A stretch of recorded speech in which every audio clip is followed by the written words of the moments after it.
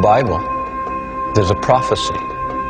And that prophecy says that in the end of time, all these people that were exiled, that we call the lost tribes of Israel, will get up and come back to Israel. And it'll start happening all over in the four corners of the world. And they'll just get up and start moving back. And what if it was actually happening? Here you have this prophecy, and people are actually getting up. They may be in your own neighborhood, and they're packing their bags, and to you, they're just somebody else packing their bags and moving. But in actual fact, they're responding to some kind of biblical post-hypnotic suggestion. I'm not talking about 1,000 years. I'm talking about 2,700-year-old suggestion that they're responding to now. And we could actually film these people and match the prophecy with the events. And the reason it should matter is that because once they do what they have to do, they trigger the apocalypse.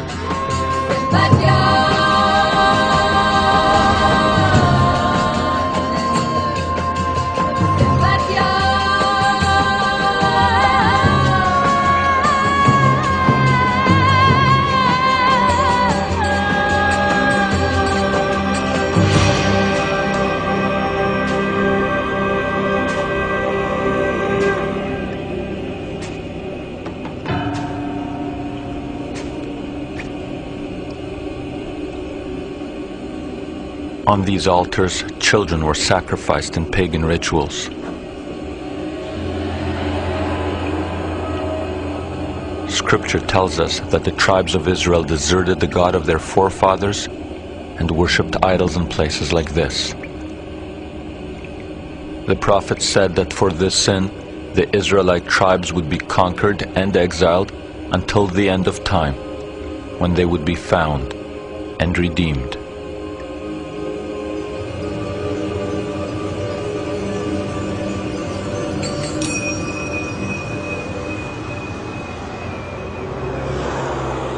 Megiddo, a fortress city in northern Israel. It is known to the world as Armageddon, a name synonymous with the apocalypse. But it won't happen before the Israelite tribes who once lived here return.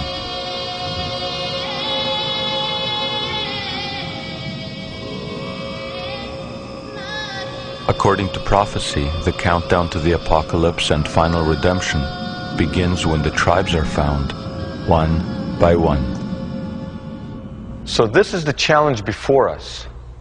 How are we going to find millions of people that no one has noticed? When I say find them, I don't mean discovering a people that's never made contact with Westerners. I mean taking very obscure pieces of a puzzle and going to very remote, sometimes dangerous places on the earth, and taking those pieces and putting them together and seeing, does this accord with the biblical prophecy? I have been on a journey, and I invite you to go on this journey with me.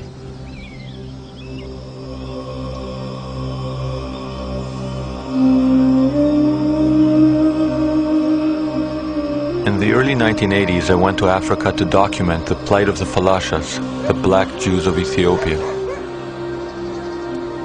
These people were caught in the midst of persecutions, war, and famine. In 1991, the Falashas made international headlines when they were airlifted by the Israeli Secret Service to Jerusalem. What was little noticed is that the Israelis acted only after the chief rabbi ruled that the Falashas were descendants of the lost tribe of Dan.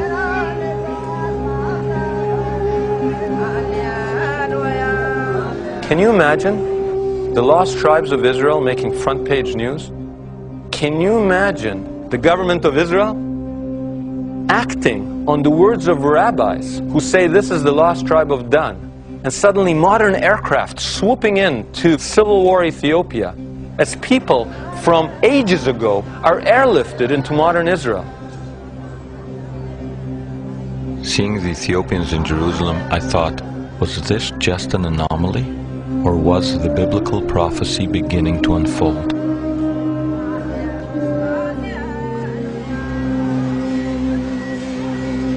Seven years after the Falasha airlift, in a tomato packing plant near the Gaza Strip, I came across a small group that most Israelis take for Thai guest workers. They are a people who come from the hill country on the India-Burma border. They say they are descendants of the lost tribe of Manasseh, and there is at least one rabbi here who believes them. We have to go and bring them before the Messiah arrives in Israel. Our tradition teaches us that in the end of days, the Jews, who are the descendants of the tribes of Benjamin and Judah, will bring the lost tribes to Israel so that they will participate in messianic times. I believe that the whole thing is in the realm of religious belief rather than in the realm of reality. That there is a strong necessity to find the tribes for religious theological reason, both Jewish and Christian. And those are the two religions that are active in tribe seeking, each one in its own way. And all the attempts to find them, I think, have no sound historical evidence. It is the belief that keeps the 10 lost tribes alive, not the people themselves.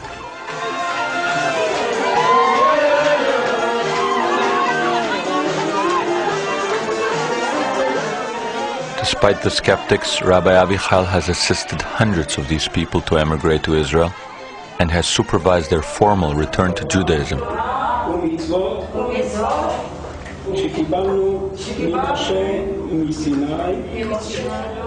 Can the rabbi be right? Is the key to the future submerged in these people's past?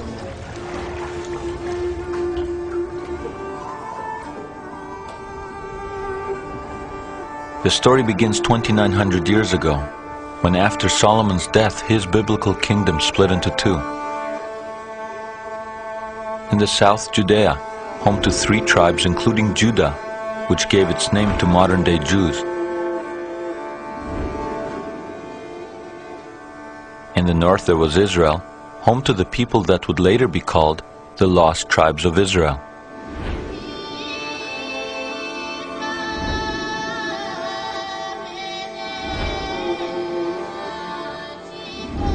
A 100 years after the prophets predicted the event, the Assyrian Empire bore down on the northern kingdom of Israel.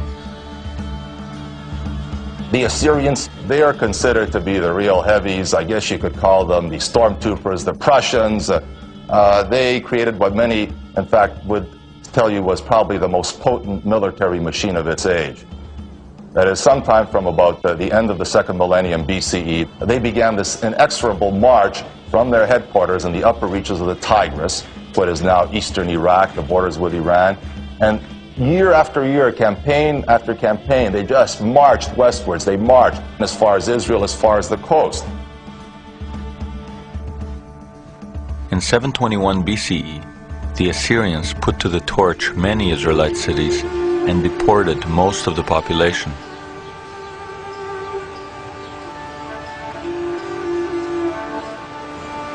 Most scholars believe that the tribes were lost because in exile they could not have held on to their identities. They must have assimilated. We are talking about 2,700 years ago. There are historical documentations, historical records, actually found in excavations from, say, the 5th century BC that record Israelite names in Assyria. So at that time, maybe they still existed there, or a trickle of them existed there. After that, there is nothing, no documentation. So if you look at it historically, all kinds of people were exiled and got lost. And I believe that the 10 tribes also got lost and got lost. And I believe that the 10 tribes also got lost. But what if they are not lost and have preserved the memory of their ancient origins? What if they are waiting in their millions for their prophesied return?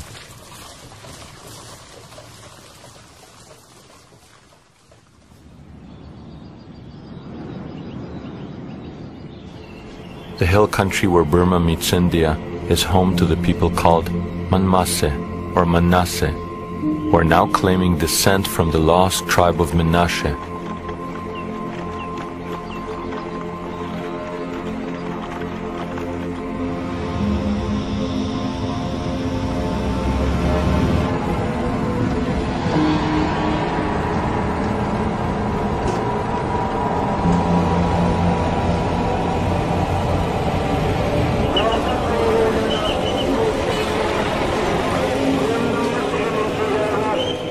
So we went there. And what we found there is a war zone. Over and over, in pursuit of the tribes, we found ourselves in the middle of a war zone.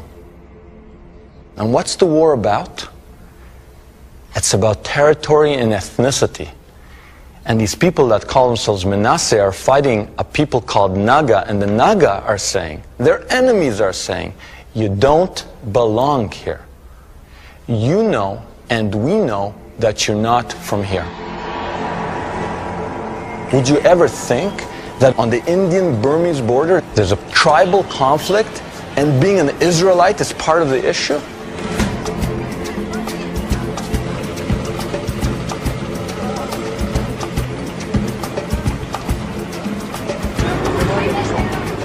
This area is called Manipur. It swarms with insurrectionist groups, and the Indian government has responded by turning Manipur into a police state.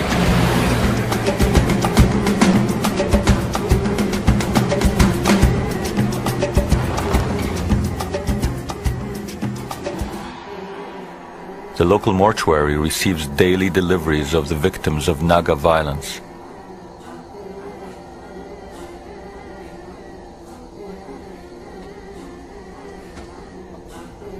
In response, the Manasseh have begun to organize an underground army.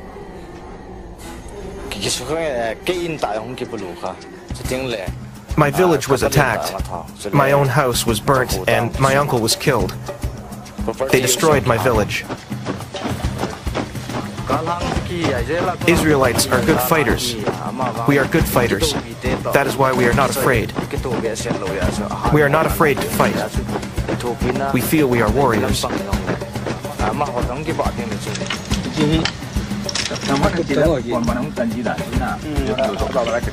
We obtained this never-before-seen footage from Manasseh guerrillas who are dedicated to setting up an independent Israelite state in India.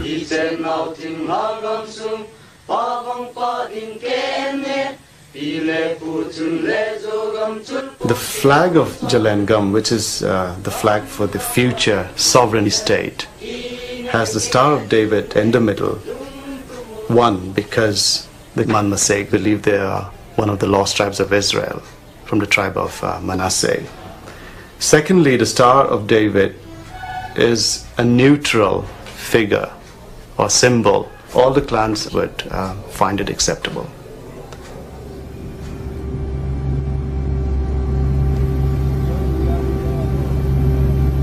Into this cauldron comes Rabbi Avichai. He's drawn here by the fact that for reasons no one can explain, thousands of locals are now claiming to be Israelites.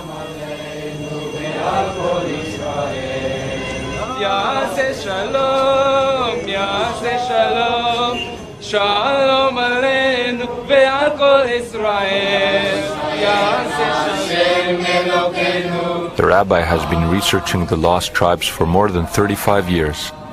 He firmly believes that the Manasseh are indeed remnants of the tribe of Menashe, sent into exile 2,700 years ago.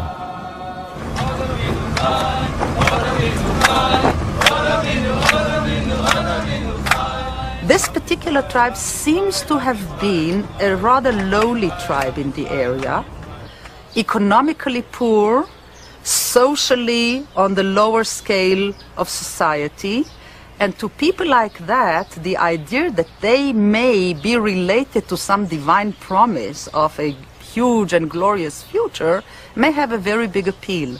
And when Rabbi Avichai came, he already found a tribe that has managed to convince itself that it belongs to the 10 lost tribes.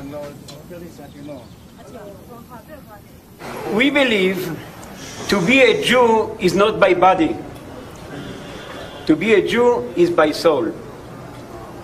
So you can be sometime in all the generation to change your body here and there, but the soul remain after all Jewish soul. And I believe in all my heart that you people have Jewish soul. I want to go to Israel as soon as possible so that I can worship my God in peace and without any obstacle. Israel today do it very, very slowly. My opinion is the main thing to bring all Menashe, the 10 tribes, will be the main goal of Messiah. Thousands of Manasseh have decided not to wait passively for the Messiah. They have applied to emigrate to Israel. Despite those who would challenge their Israelite claims, they continue to practice Judaism in virtual isolation from the rest of the Jewish world. In this small place called Manipur, which is at the corner of India, we're still alive and we are Jews and we like to go back to the place where we belong. We would appreciate it if things become better for us and we're allowed to go to that place which is our fatherland, that is Israel.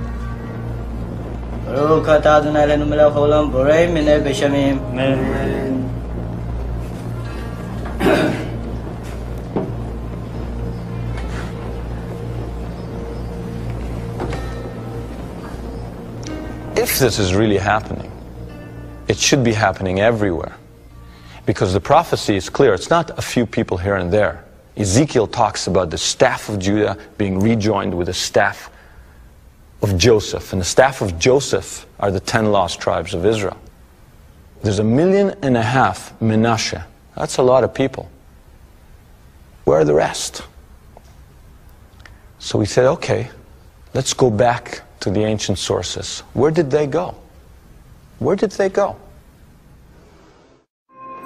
The Assyrians, who destroyed the northern kingdom of Israel and took the people into exile, had a propensity for making wall reliefs. And this is very fortunate for us, because it's almost like having someone with a video camera, a journalist with a video camera, present 2,700 years ago. Because after they destroyed the Israelites, they went home, created palaces, and created these huge wall reliefs showing the destruction.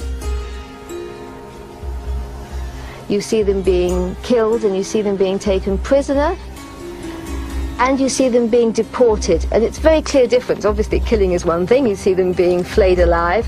Taken prisoner, you only see men taken prisoner, and you see them being deported, you see them being deported in family units. So we've got a lot of evidence. They never deported people as just the men or just the women to be concubines or something. They deported families. They kept them together. The only group of charioteers that the Assyrians retain intact as an elite unit of charioteers is an Israelite unit from Samaria. What this means is that they were appropriated by the core of the empire to the service of the center of the empire. The Israelite charioteers are retained intact. The fact that they were kept retained intact. The fact that they were kept together in military and family units gave us hope that perhaps they had survived the deportations after all. That's a beautiful way of doing that. That's beautiful. I cannot say that it's impossible. No, I cannot say it's impossible. I would say it's very optimistic. People were thrown into nowhere amongst many other peoples, and we have no evidence whatsoever that anything survived the Assyrian melting pot. Maybe the evidence lay elsewhere. We returned to the Assyrian reliefs, hoping that they could tell us their ancient story.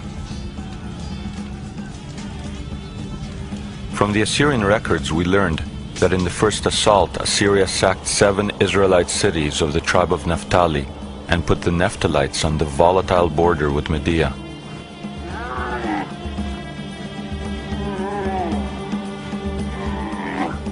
As the Assyrians lost ground to the Medes, the Israelites found themselves under Median rule in an empire that extended from modern Iran to Central Asia. Any Israelites living in Iran were later absorbed by mainstream Judaism. It was pointless to search here.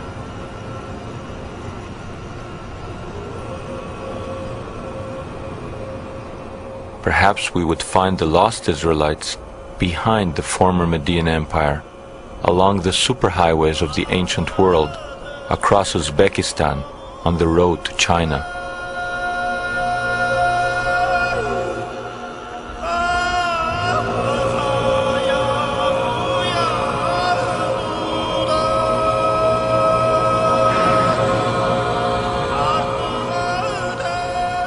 We picked up the trail in Uzbekistan, home to the legendary cities of Bukhara and Samarkand.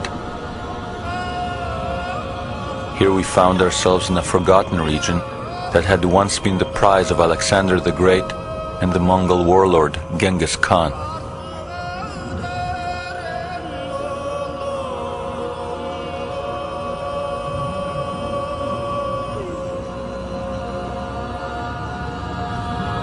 Founded over 2,500 years ago, Bukhara was the cultural center of the region.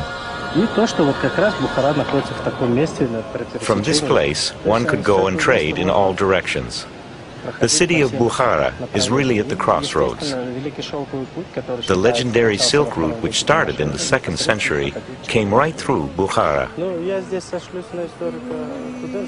In the 12th century, the famous Jewish traveler Benjamin of Tudela wrote that there was a Hebrew tribe here which considered itself to be one of the lost tribes that were exiled by the Assyrians.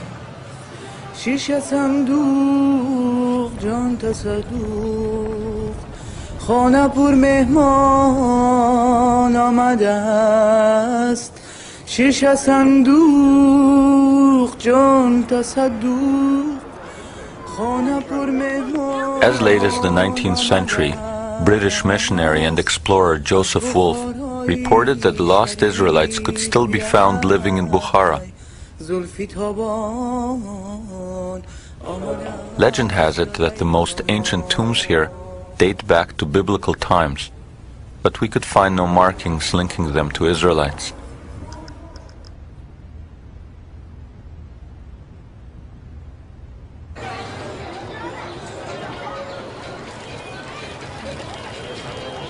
Not far from these tombs is a Jewish community of uncertain origin.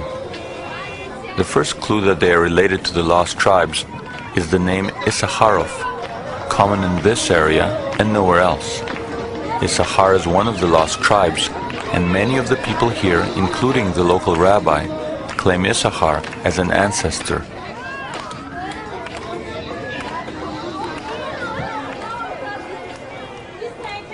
The Issachar lead did not take us any further, so we explored the Mahala, the Jewish quarter, to see if there was a connection to the tribe of Naphtali, also exiled to this area. At first it seemed that all we could ascertain is that the community is very old.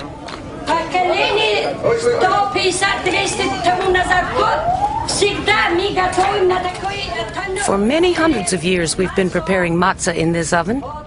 It is a very, very old custom. These customs are ancient, thousands of years old. When God gave us Jerusalem, we were preparing matzah by hand, just like this.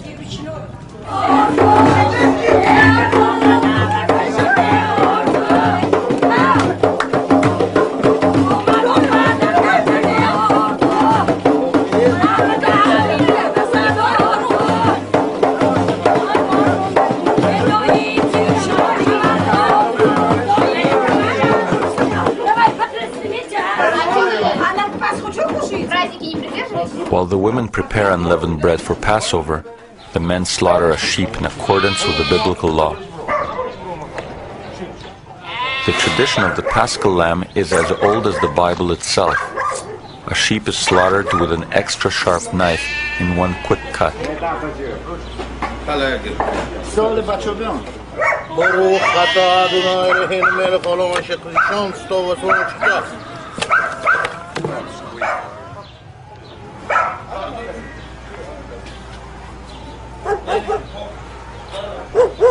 The blood is then drained and removed. At the time of the Exodus, a bush would be dipped in the blood and smeared on doorposts, identifying those homes as Israelite.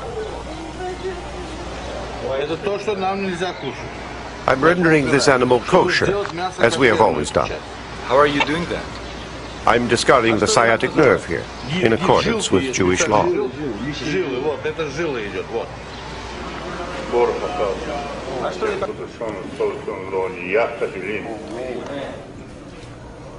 When they were first discovered, they didn't claim to be Jews, they claimed to be Israelites. It's only in the last few hundred years that they've integrated themselves into the body of the world Jewish community. And the Bukharan Jews are important because they tip you off that the history of the lost tribes is a hidden history. That there are political reasons why their history would have been hidden. So for example, in Bukhara, in Uzbekistan, this country that was part of the former Soviet Union, anything Israelite was hidden and locked up. Because it was not in the interests of the local authorities to say that Israelites were here before the supposedly indigenous people. And in Bukhara, we actually had a guide who ran the Bukharan Museum who was torn between pursuing the truth and looking out for himself in a political climate where it's still policy to hide anything Israelite. So for example, he gave us access to the basement of the Bukharan Museum. On top in the museum you have all the official history, and in the basement, locked up, you have anything Israelite.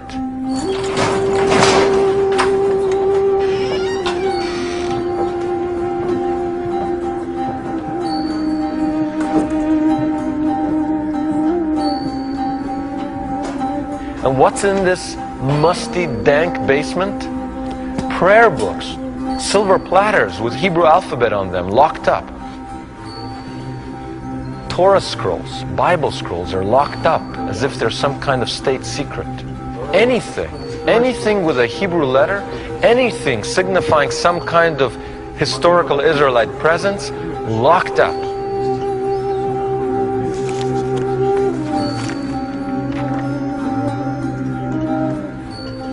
And then when we asked him about Israelites, he didn't want to talk directly about Israelites, but he said, you know, there were these people here that ruled Central Asia for 200 years, and they were called Ephthalites. From our recent digs, we've learned that in the 6th century, Bukhara was the capital of a mighty kingdom of Semites, which also ruled parts of India, Pakistan, and Afghanistan.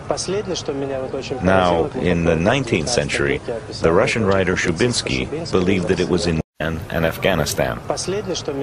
Now, in the 19th century, the Russian writer Shubinsky believed that it was in this region that the Israelites were settled. But the people who ruled the area were called Hephthalites. And right up to the present day, we are still debating the origins of the Hephthali dynasty of Bukhara. Who are these Hephthalites? Have you ever heard of Hephthalites? Any Hephthalites here? I don't want to offend anybody. Looking in the Britannica, and I found Hephthalites. And what does the first line say? It says, this much-named and enigmatic tribe ruled Central Asia in the 5th and 6th centuries. Enigmatic, mysterious tribe. Now, why is a tribe that ruled Central Asia for 200 years mysterious? You'd think you'd get to know them after the first 100 years of rule. The second sentence was revelatory as well, because it says they were known to medieval writers as Ephthalites and Naphtalites. It seemed to us that the Naphtalites must have been the lost tribe of Naphtali, but we wanted some hard archaeological evidence.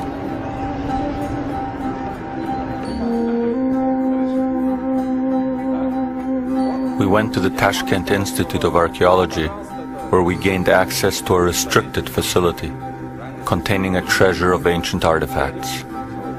Among them, 2,200-year-old potsherds. Clearly displayed on the ancient clay is Aramaic script, the day-to-day language of the Israelite tribes. Here we also met Professor Usmanova, a semi-retired archaeologist. And what does she have? She has wrapped in a tea towel,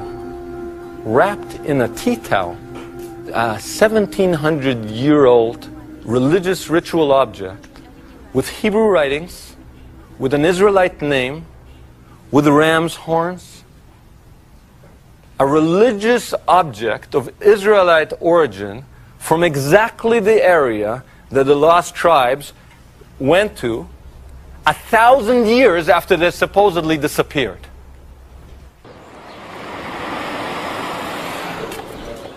Unbeknownst to most Israelis, the majority of Bukharan Jews have now emigrated to Israel. But the chain has been broken. They do not know that they may be descendants of the Nephtalites. They say that we are descendants of the lost tribes, but we don't know which one. All we know is that we are Jewish. That's what is important. I hope that with God's help the redemption will come, and with it the ingathering of the tribes. Then we'll know which tribe we belong to. Until then, we identify with the tribe of Judah.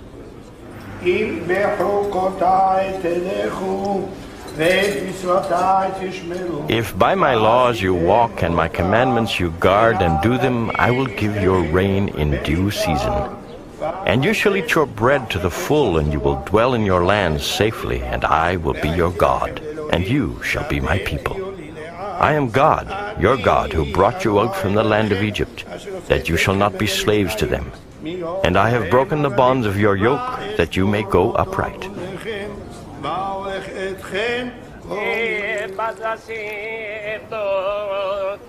Back in Bukhara, it seems that the Nephtalites, a once mighty tribe of rulers, have been reduced to a tiny community of a few thousand who did not flee after the collapse of the Soviet Union.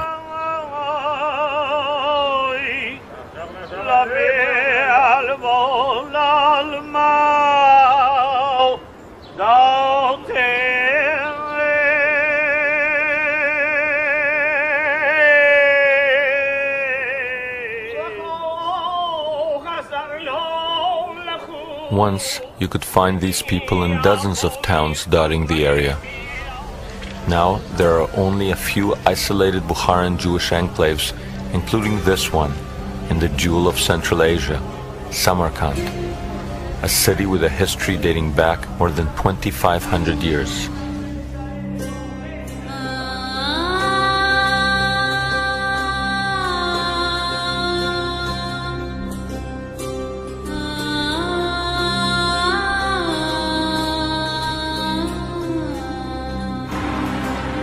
The word Kand in the local dialect means city.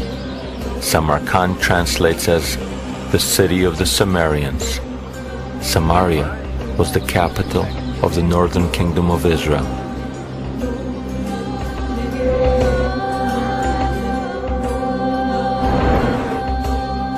We continued along the Silk Route towards China.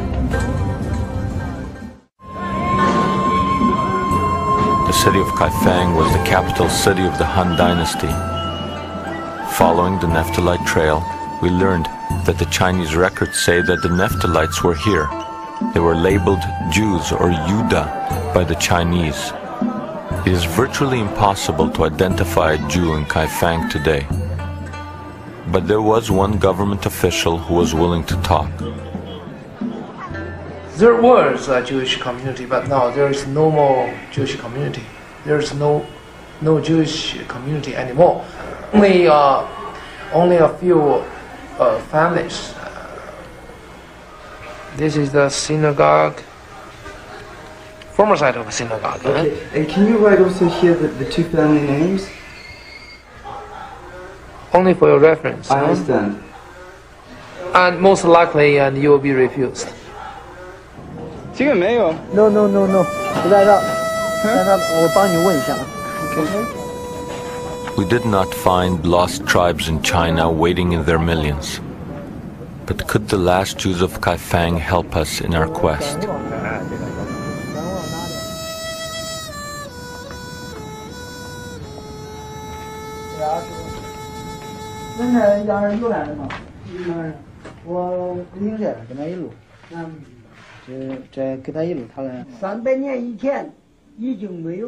About 300 years ago, our synagogue ceased to exist. Without the synagogue, there was no place for the Jews to congregate. Without a congregation, there were no more rabbis. Without the congregation, without the rabbis, without the religious rituals or readings of the scriptures, there was no more worship.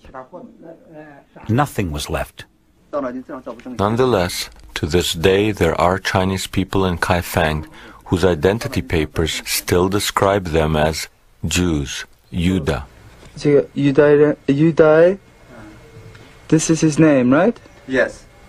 Does he think he is a Jew? 他问你现在你自不自己还感觉你是犹太人？当然是这样，是这样。Yes， 是。我在我民族意识还是有的，民族意识，民族意识。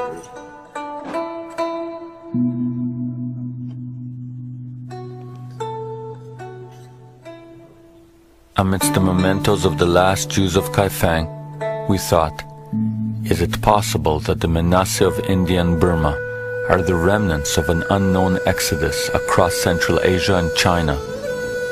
Perhaps it was time to further investigate the Manasseh claim.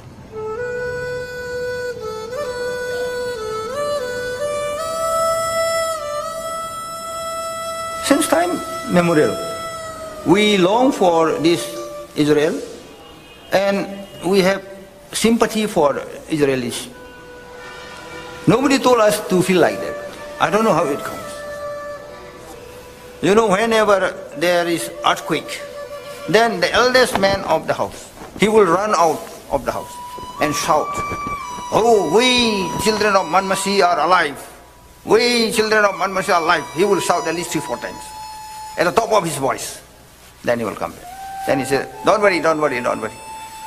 Then he will tell us, our ancestor has shaken the earth to find out whether his descendants are still. Ancestor has shaken the earth to find out whether his descendants are still alive or not.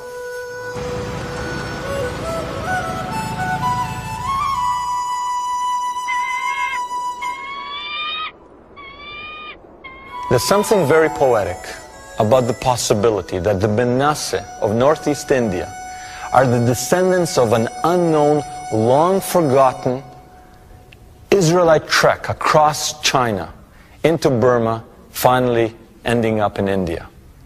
And when we were with the elders of the Manasseh, they pulled out a map that illustrated exactly the journey we had suspected, showing them starting in Israel, going across Central Asia to China, down into Burma and into India. And in fact, they went further and started singing a song in an archaic form of their language. A song not of the unknown Exodus, but this time a song of the known Exodus. The Exodus with which we're all familiar. The Exodus of the Red Sea parting. The Exodus of eating quail that falls from heaven, water coming from the rock, and the enemies of the Israelites drowning in the Red Sea. The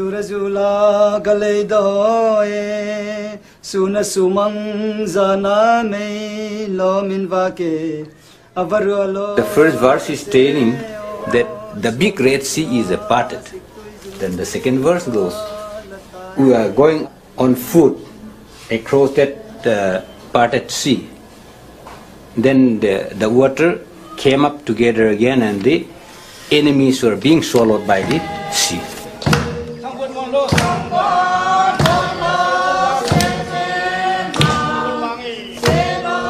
They were being guided by a flame at night and a cloud during the day.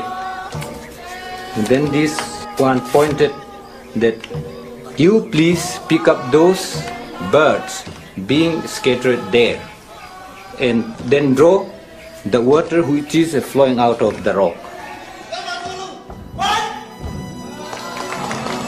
Though their history demonstrates that their ancestors passed through China, the Manasseh insists that they are not Chinese and that they have preserved customs which are distinctly biblical.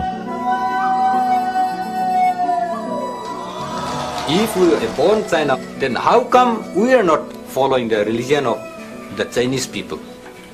The Chinese people religion is broadly two. One is Confucian and another one is Buddhist. In the two religions, there is no animal sacrifice. But when I was a small boy, we kill some animal. Then we put big plate. The blood of the animal was set there. Then the priest took some bushes, branches, and dip it, and thus painted the doorpost.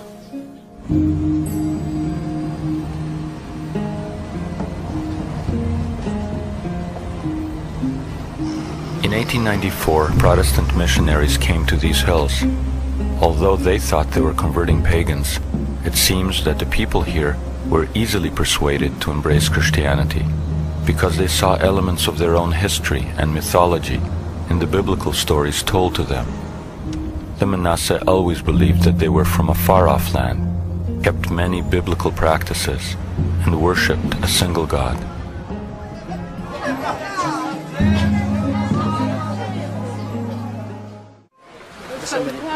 What are you doing? Just a minute, I'll share something. When we learned that Manasseh eat pork, we thought these could not be Israelites. But interestingly, they mixed the pork with ashes and regard it as a meal of shame to be eaten outside the home. This is what we call it saum. Inside this, they used to put pork meat inside it. And then they ferment it, and then it becomes smelly. When it becomes smelly, they take out this portion, and then we take it, and then we put it, and then we boil it. And is that meal a sign of mourning? It's not a meal of mourning, but I think it shows us that we have been cursed. The reason why we have been thrown out from the land of our ancestor. But according to our forefathers, once you make this meat and the pork in here, that means you have made this thing unclean. If people ask us how long you have been eating this thing, this has been a curse from generation to generation, so we are still using this. So we're waiting for Shiloh to come and deliver us from all these things. Shiloh will redeem us. Now that's a very strange construction, because Jehovah is the God of Israel, and Shiloh, or Shiloh in Hebrew, was the holy place for the northern tribes, for the lost tribes.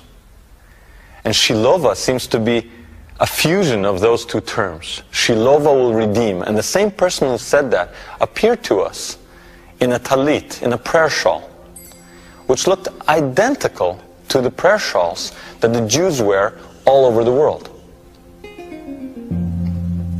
This shawl is known as tolopuan. So this tolopuan is a long traditional clothes worn by our forefather when they make a vow. Suppose if they make a vow of killing one mithun or a tiger, without killing a tiger they will not come home once they make the vow with wearing this shawl. In Mizo, tolo means never return back, no turning back. These are made with fringes. The Bible commanded the Israelites to tie a blue thread to the corners of their garments. So there's always a blue thread at the corner? Yes, there's always a blue thread.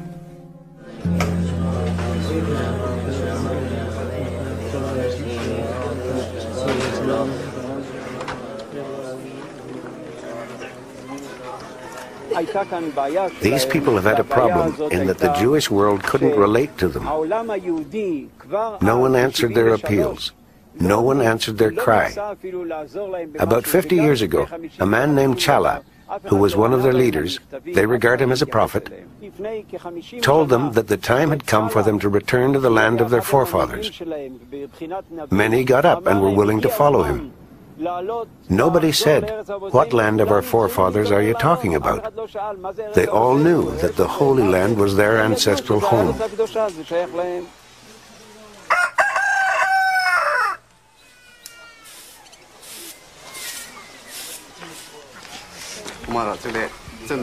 People called my father a prophet, and in a sense he was. It was revealed to him that we were Israelites. But he wasn't a prophet in the sense that Jeremiah, Ezekiel, or Hosea were prophets. No, he wasn't a prophet in that way. But in order for us to realize who we are, he did have a revelation. God did not want us to be lost forever. Daniel Benjamin's father was a follower of Chala. Like Chala, he sought to emigrate to Israel. Though in his lifetime the Israeli authorities ignored Daniel's father, he was buried facing Jerusalem.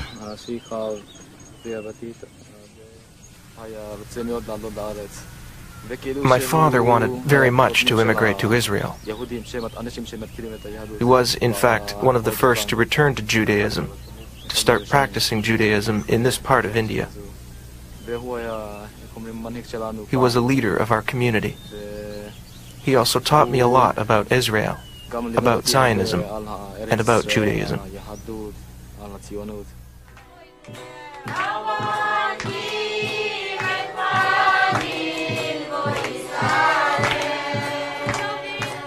After Chala's death, some of his followers concluded that maybe they should return to Judaism before returning to Zion. Since they were reluctant to completely abandon Christianity, they opted for a homegrown version of Messianic Judaism, a Jews for Jesus type of worship.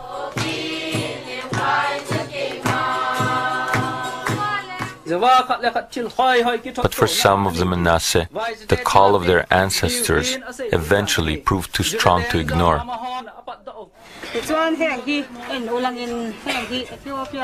Look at this picture. A picture which shows how the Torah is being brought from Ethiopia to Israel. See how great it is? The Ethiopian Jews were like us. They had great reverence for the covenant and studied the Torah with great dedication. They loved Torah. Here they enter Jerusalem, bringing their Torah with them. With great joy, we too soon enter Jerusalem.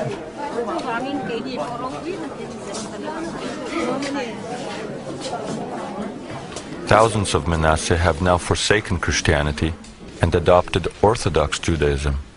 Could these people really be Manasseh? Because if they are, we may have identified as many as 4 of the 10 lost tribes of Israel. Manasseh, Dan being the Ethiopians, and Issachar and Naphtali among the Bukharan Jews of Central Asia. And if we were right to think of the Bukharans as the descendants of Naphtali, then maybe we should be looking for Zebulon, because Zebulon was the brother tribe of Naphtali in ancient Israel. And history records that at the same time as the Naphtalites were ruling Central Asia in the 5th and 6th centuries, another tribe was ruling parts of Afghanistan, Pakistan, and India. This tribe was called Zavula. So maybe we could find in the Indian subcontinent, not on the border of Burma, descendants of the Zavula, just as we had found descendants of the Naphtalites in Central Asia.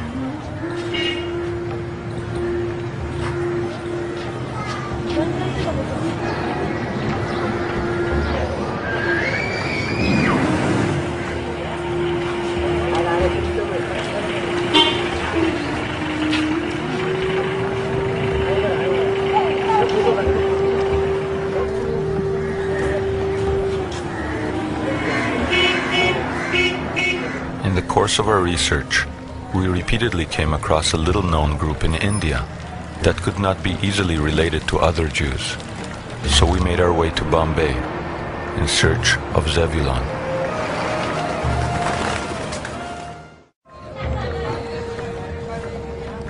Bombay is home to 8 million Hindus and 1 million Muslims. Here we found a community numbering about 5,000 that by all accounts should have assimilated into the dominant culture long ago. And though they do not call themselves by any particular tribal name, significantly, like the lost tribes and unlike other Jews, they call themselves the Children of Israel, not Judah. I am not Yehudi, I am Bnei Israel. Yehudis, those Jews who migrated to India from Baghdad. My family is Bnei Israel.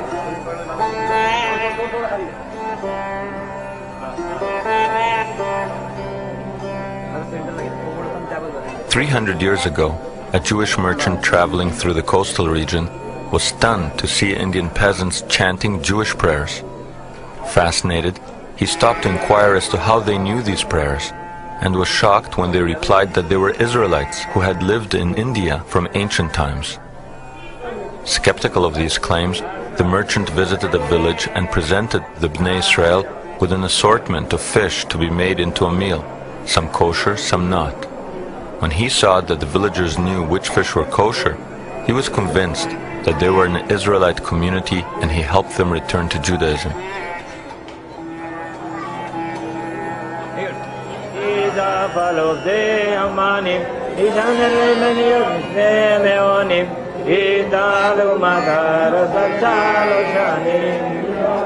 Unique to the Bnei Israel community is the Melida ceremony, which is a kind of offering of rice, scented flowers, and fruit.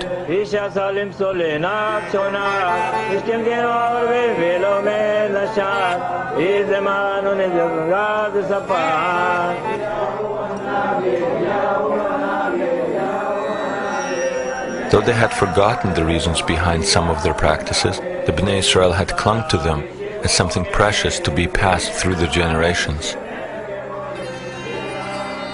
They were observing certain rules and regulations of Judaism. And when they got an opportunity of being told as to what the meaning was of that particular thing, they were only too happy. Why should they lose? And nobody forced us. If they had said, no, you must become Hindus or you must become Mohammedans, but nobody ever forced us, because we were such a minority in the whole population of India. Nobody worried about us. But what if they were not always a tiny minority? What if the mysterious rulers of northern India in the 5th and 6th centuries were indeed the lost tribe of Zebulun? The Bnei Israel community's own historian, his name was Chaim Kar, wrote a book about the Bnei Israel at the turn of the 20th century. He believed that they are descendants of the lost tribes. He thought the tribes were scattered to the ends of the earth, and some made their way to India. He talks about various practices they have, and compares them to the rituals of the Jerusalem temple. For example, the Melida ceremony. He argues that in an earlier period, they even had sacrifices like those in the temple. But these are all speculations. There is no documentation or proof. After nearly 3 millennia, there may not be proof, but there is a tantalizing hint. The holiest site for the Bnei Israel of India is a rock outcrop 100 kilometers south of Bombay.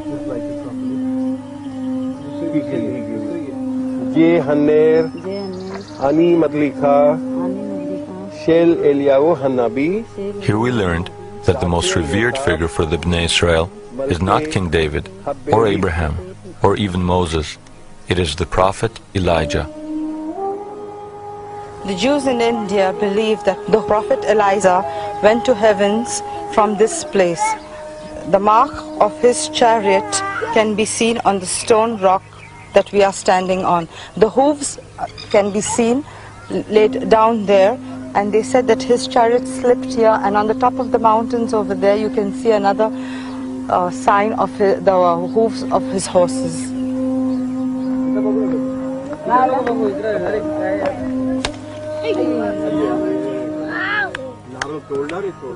Using the rock as a kind of altar, the Bnei Israel make an offering of coconut on the mark of Elijah's chariot. This veneration of Elijah is suggestive, since Elijah was the prophet of the Israelite tribes that came to be lost.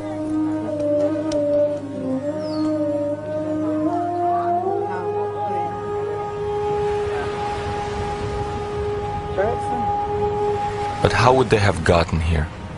The community has its own myth of origin. 2,000 years ago, a ship of Israelis got caught in a storm, and the ship was wrecked on the coast of Bombay. And only 7 couples survived that particular shipwreck.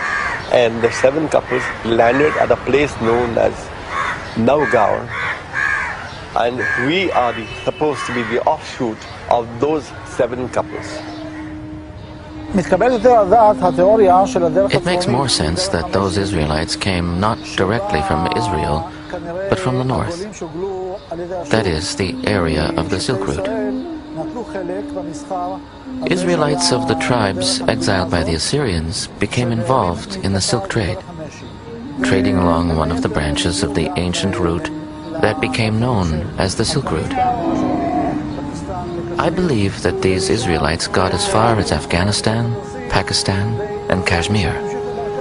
From there, they got to where the Persian Gulf meets the Indian Ocean, and then, in the course of their trade, they may have sailed along the Indian coast.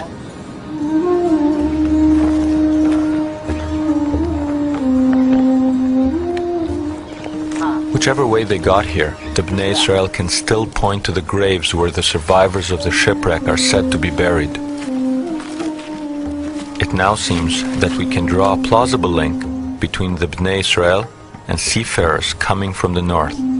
But does this prove that the ancient rulers of northern India had any connection whatsoever to the lost tribe of Zebulun?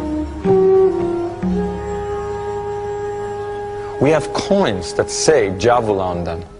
We have recorded history of their capital city called Baruch, which in Hebrew means. We know that the title of their king was Mir HaGola, which in Hebrew means light of the exile. And we know the name of the king, their most famous king, was Torah Mana, which in Hebrew or Hindi means, or seems to mean, belief in the Torah, faith in the Torah, faith in the books of Moses. So unless these were all coincidental, we could speculate that the Zavula of India and Pakistan were really the lost tribe of Zebulun.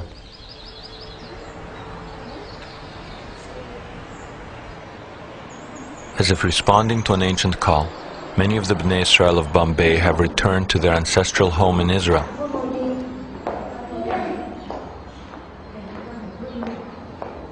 They gravitate towards Elijah's cave and continue to demonstrate their reverence for the biblical prophet. Elijah's cave is in the old territory of Zebulun.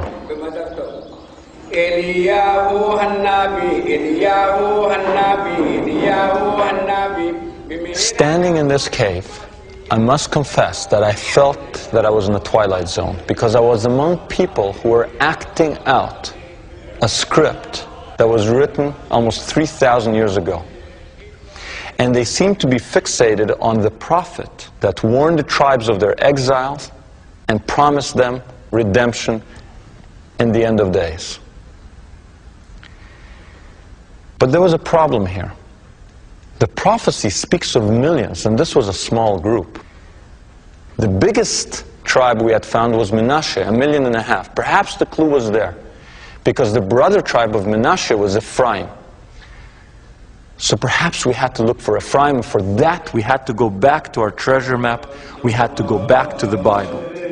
In the 8th century BC, the biblical account of the facts is fully reliable about the reasoning, about the whys and hows. That is something else. But about what happened, we can fully trust the biblical account. It is fully parallel to what we found in archaeological excavations. I look at things as a believer. For me, the scriptures are paramount. In the book of Kings, we find in several places references to where the tribes were exiled to. Also in the book of Chronicles. It says in these texts that they were exiled to 5 places. First, the mountains of the Medes. This is in the direction of Kurdistan and the Caucasus. Second, the river Gozan. Third, Hala. Fourth, Hara. And last, Havor. Where are these places? In modern Syria, there are places that roughly correspond to the biblical locations. There is a river called Havor, and nearby there is a city called Gozan. It's very interesting. Few documents were found recently in the city on the river Habur, called Durkatlimu, a German excavation, and in 1993 they were published. Only 4 documents, I think, and in 1 or 2 of them there are Israelite names. One of them is Hazakiyahu, Hezekiah. Now the date is the first year 2 or what of Nebuchadnezzar. So that means they are not Judeans. They definitely are Israelites. Israelites in the area of Habur, where they should be. Today there are no Israelites waiting by the river Chavor. But what if they moved east, taking their place names with them?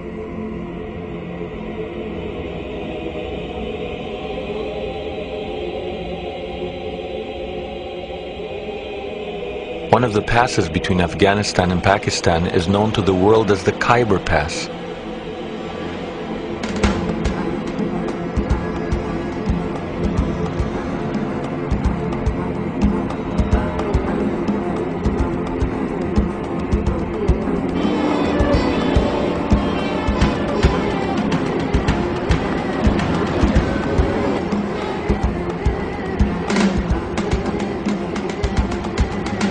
The Khyber Pass is one of the most lawless and dangerous places on earth.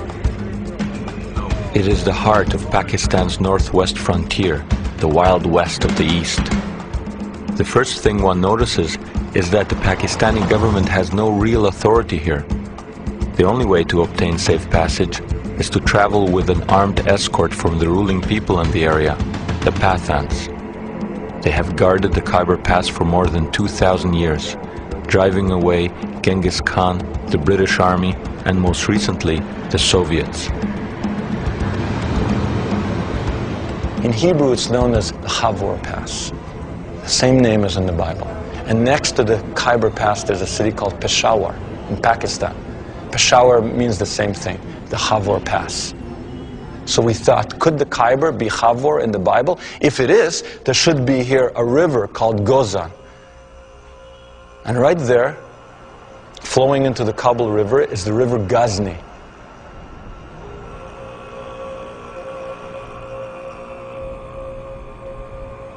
If this is Chavor, we thought, there should be somewhere around here the city Hara. And 300 kilometers away, in Afghanistan, there's a city Herat.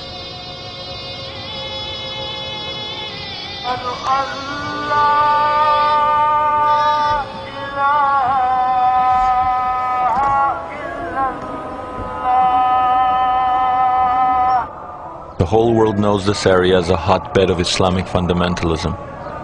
There are 15 million Pathans and not a single Jew among them. But we set out to investigate whether under the Islamic surface lies an Israelite past.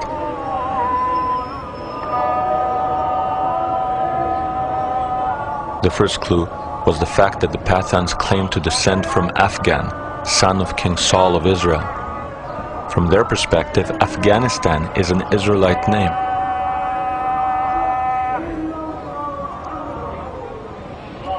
At worship, they seem like any other Muslims. When studying the Quran, however, they rock their bodies in the manner of Jews.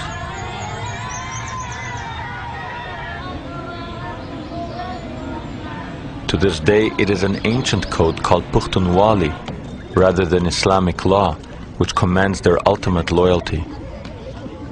It is said about Pushtun, Pushtun is really is a fifth region itself. Is not. We have got our own code of conduct, and not that whatever the Quran says Pushtun, I believe in that. We don't do much of the things which are not conveyed by Quran really. That's why it is said, it is a proverb that Pushtun nim Quran namani. Or Pukhto pinzam mazhab de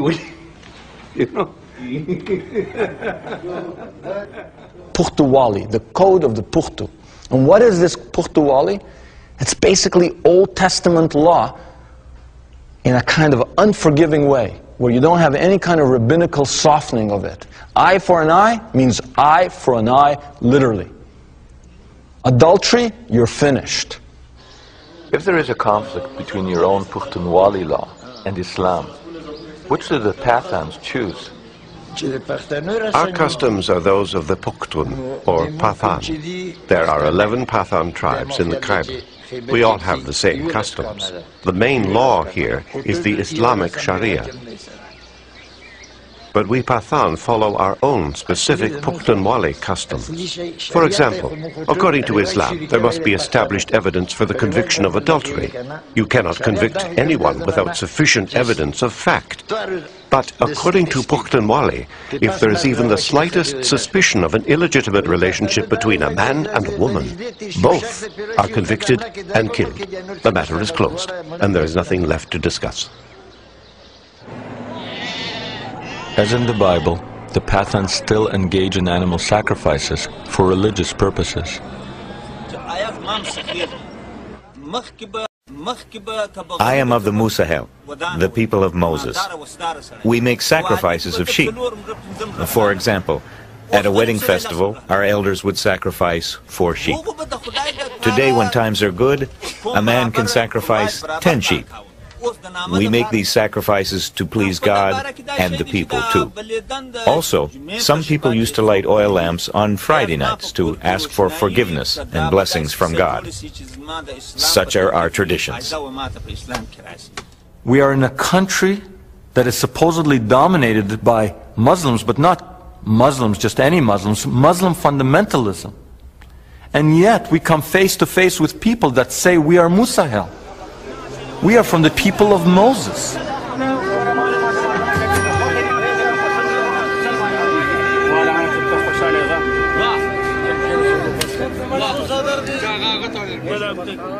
And as we travel among these people who look like they stepped off the pages of the Bible, Semitic faces, long beards, biblical garb, prayer shawls, and as the evidence mounted, we could not help but feel that maybe here among the Pathans of Afghanistan and Pakistan, we would find the answers to our quest.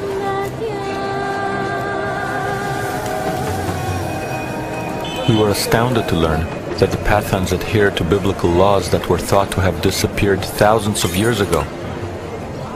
As in the Bible, those accused of manslaughter can escape to designated cities of refuge. It is mentioned in our old books that if you kill someone unintentionally, then you can flee to a designated place of refuge. Our books tell us that Moses ordered Joshua to establish cities of refuge and told the people that they should honor them. Today, we educated people think it is backwards to protect a criminal in this way, but the people in those areas of refuge look upon the matter as holy. To protect a fugitive is the sacred job of the elders. They treat him as their guest.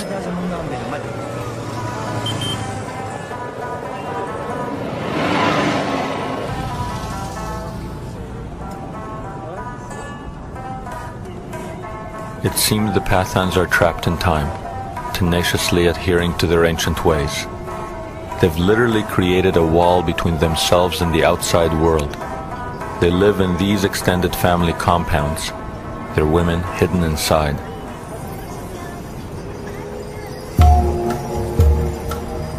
As in the Bible, the Pathan women observe a code of modesty which rarely allows them to emerge.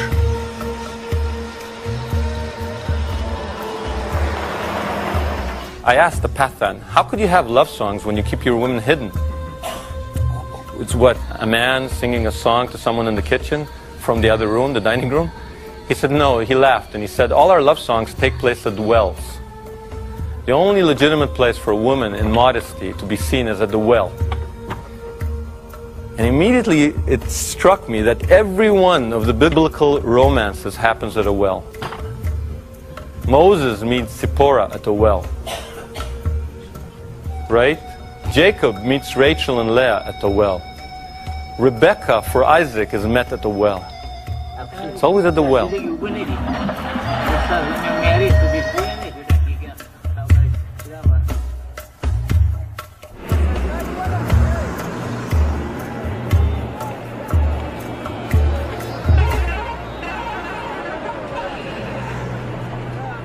To enter the Pathan marketplaces is to step back in time.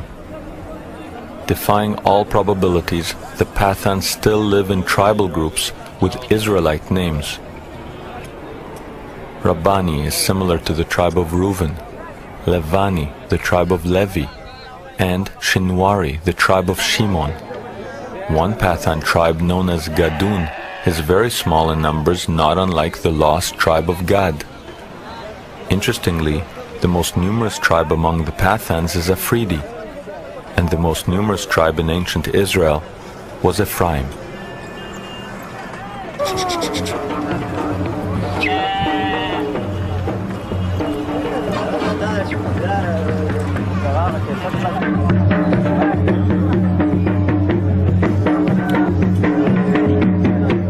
There is even a sub-tribe called Waziri, known for wearing its hair long. In biblical times, Naziri, such as Samson, also did not cut their hair.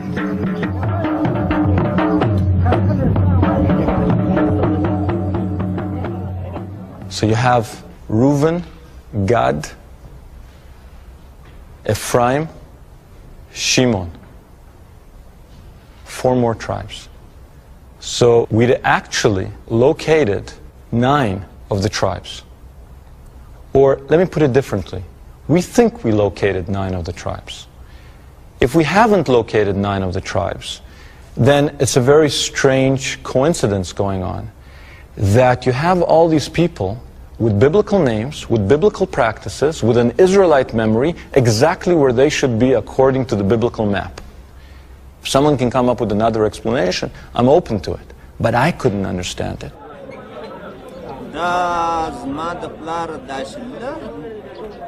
When I was young and had no beard, my grandfather's uncle died at the age of 115. We called him Baba, or grandfather. He used to say that we are the children of Israel. I was young, and at that age people forget things. They don't care much about history or talk of this kind. But now I would like to know, what are our origins? Where do we come from?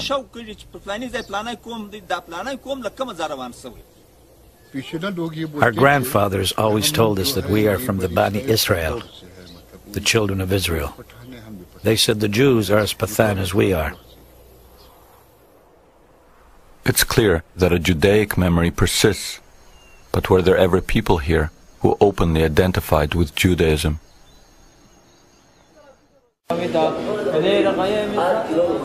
There is now a tiny community of Afghani Jews in Israel. Like the Bukharans, they are largely unknown here. They remember their former Pathan neighbors as not quite Jewish. But perhaps related to them in some way. They were the ones who wore these prayer shawls, 4-cornered garments like we do. And they didn't really know what they were, and they used to be surprised to see us wearing similar things. They would say to us, "You're Jews? How could you be Jews?" They'd be surprised. I remember them coming from the border areas, from the mountains, from Pakistan, places like Jalalabad. And I remember people said that to this day they still lit candles on the Sabbath. They would put the candles under these baskets and didn't know why they were doing it. They had all these traditions they didn't know the origins of. Except they said, that is what our forefathers did. Did they think they were Jewish? They thought they were more Jewish than us.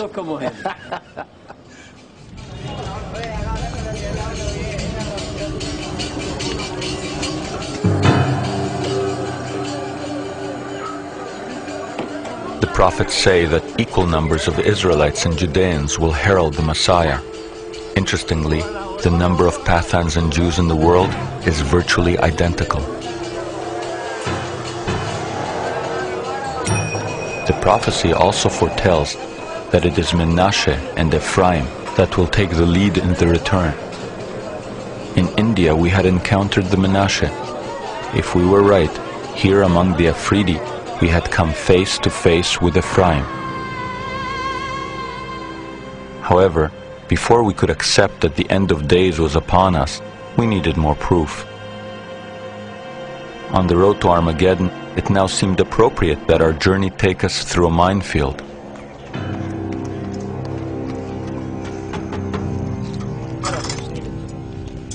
We needed harder evidence that the Pathans were of the lost tribes, so we went to the Afghani city of Kandahar, where in the 1950s a stone covered in ancient script was discovered. During the Soviet invasion, this stone was buried under rubble and surrounded by mines. Here, red dots mark undetonated mines, which we skirted to get to the site.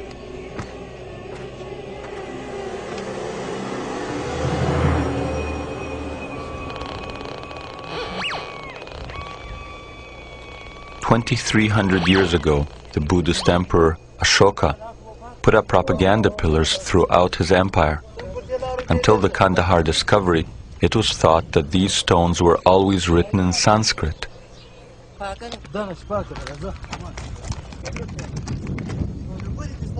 But the stone buried here is written in Aramaic. In other words, the people then living here spoke in the everyday language of the Israelite tribes.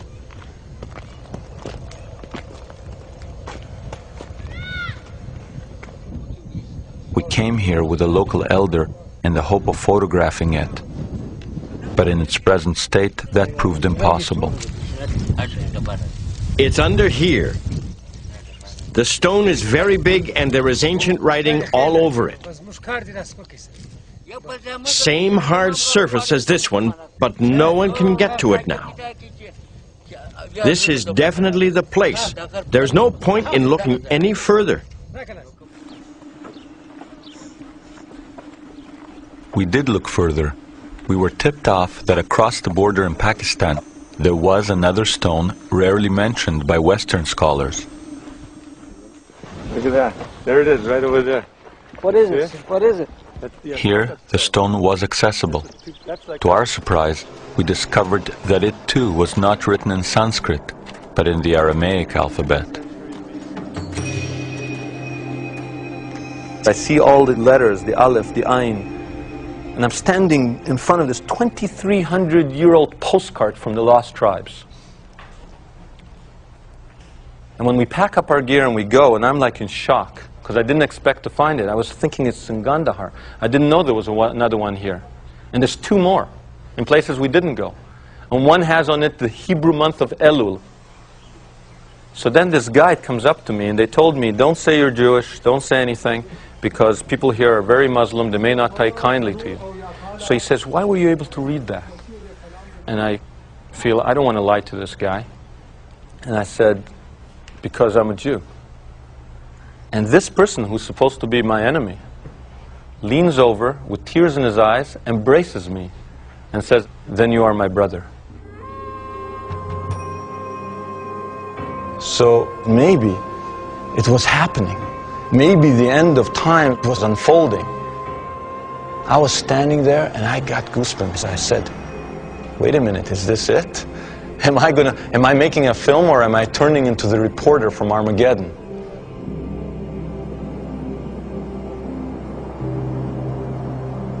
But then something struck me.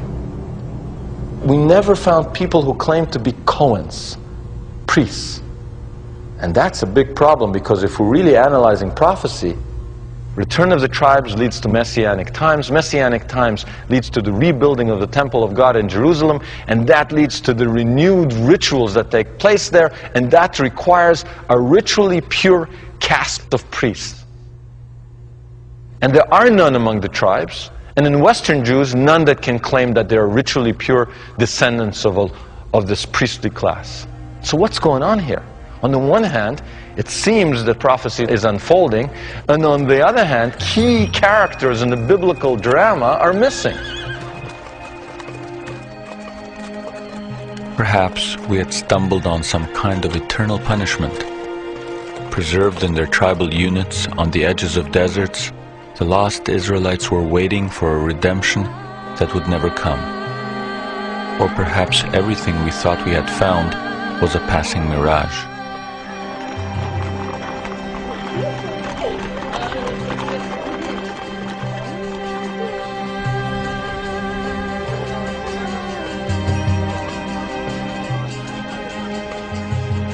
There was one lead we hadn't followed, one tribe whose descendants we had not encountered, the tribe of Asher. Since the Cohen priests were not living among the other tribes, perhaps if we located Asher, we would find the key to the Cohen enigma. Is it possible that there's a little enclave somewhere of pure Cohens, kept there until the blast of the great horn? The tribes have come home. The heavenly trumpets will call them out and say, do your priestly duty. For that, we went looking to the place that Asher would be.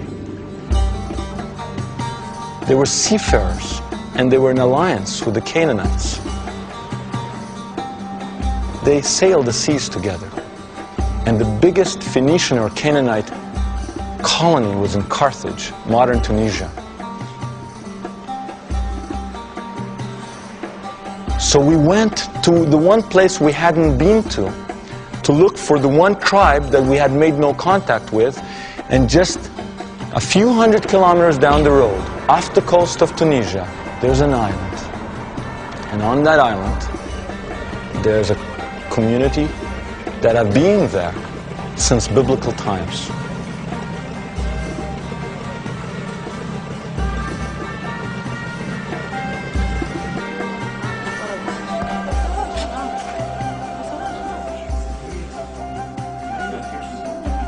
The name of the island is Jerba.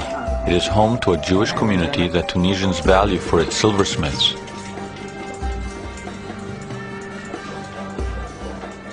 Most historians maintain the theory that the Jewish community in Jerba is the oldest community in Jewry in the whole world.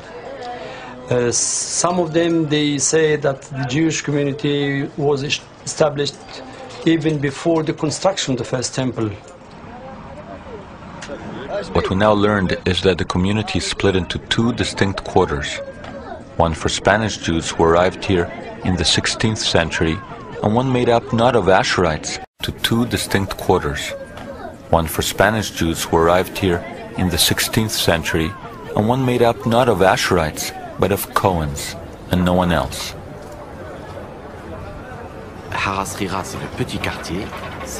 There is a small quarter on the island near the ancient synagogue. There is a bigger Jewish neighborhood called the Large Quarter. The larger quarter is mainly made up of Jews who arrived here after their expulsion from Spain. Also, other Jews of various ethnic backgrounds came to live there. The smaller quarter, on the other hand, is made up essentially of Cohen priests who arrived here after the destruction of the first temple in Jerusalem in biblical times. The story goes that this community was founded in biblical times by temple priests that quarreled with the religious hierarchy in Jerusalem. Here, they found a place of refuge, setting up the Griba synagogue, which locals still consider one of the holiest sites in Judaism.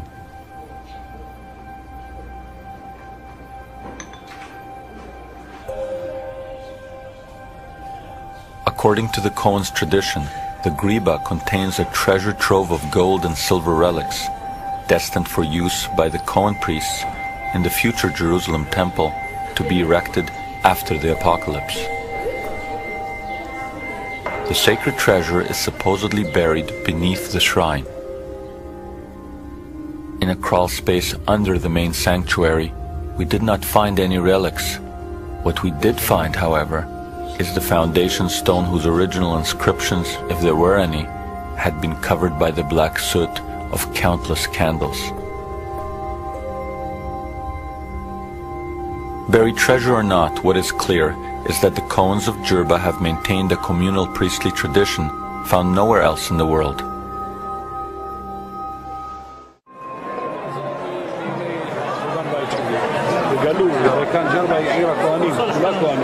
You know, Jerba is the island of Cohen priests. All are Cohens. Are you a Cohen? Yes, and so is he. When did you Cohens get here? With Ezra the scribe in biblical times, it's a heritage passed on from generation to generation. We are some of the very few Kohanim who have the authentic priestly lineage from those days up to the present. The Asherites had eluded us, but they did lead us to the Cohens. It appears that if needed, temple priests are available to bring in the Messianic age, ensuring that the return of the tribes would not be in vain.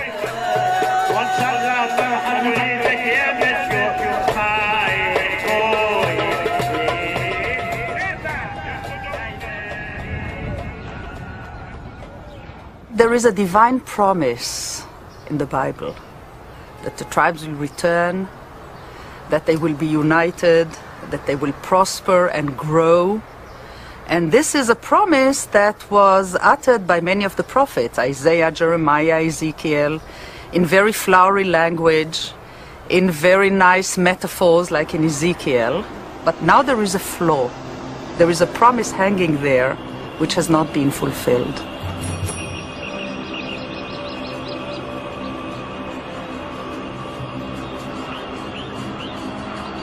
If the divine promise is fulfilled, millions believe that this place, Armageddon, will be at the center of events.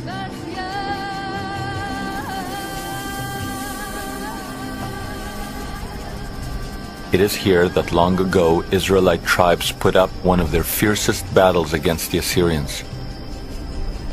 But the new age will be heralded only when the descendants of those ancient warriors return.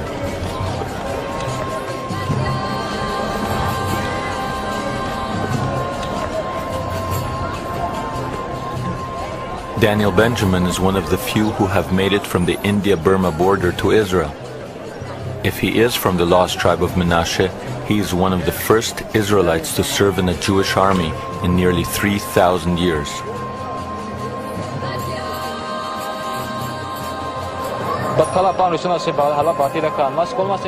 The very first time I came here, all my thoughts, everything that was in my mind, was about my father, of blessed memory, who passed to the next world before he got the opportunity to come here, to our country. So the first time I arrived in this place, I cried in my heart. My dream is that every one of the B'nai Menashe, at least 1 million or 2, will come here with God's help. Our young people will then go into the army and will build the land of Israel, and in the end, Messiah will come and rebuild the Holy Temple. I pray for this. I pray that the ingathering takes place and that Messiah will lead it.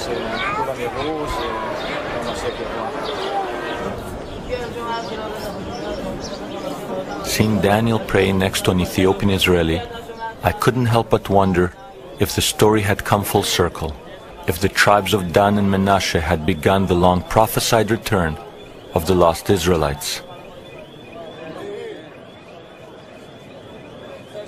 The lost tribes of Israel are no longer lost. The lost tribes of Israel have never been lost. What was lost is our consciousness.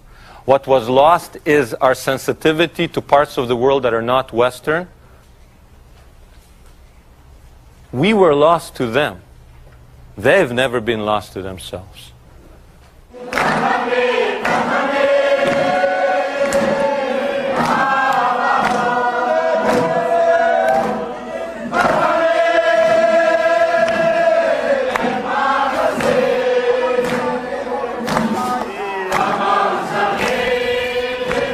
Long ago, the Israelites were given a prophetic promise that once atonement had been made, there would be a bright messianic future, and the staff of Judah would be rejoined with the staff of Joseph, the tribes finally reunited.